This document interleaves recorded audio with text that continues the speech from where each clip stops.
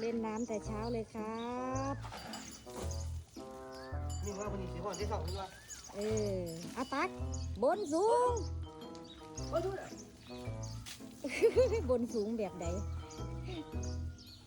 เอาตักแล้วตักแล้ว โอ้ยพี่คน เออเล่นน้ำครับเล่นน้ำครับส่วน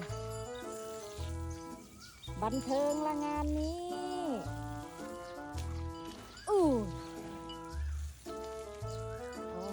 เอาแล้วได้มวนกระเซาเลยงานนี่เอาหึเสียงหยัง อึบอึบอึบเอาเชียดอุ้ยค่ะ1 2 3ลุก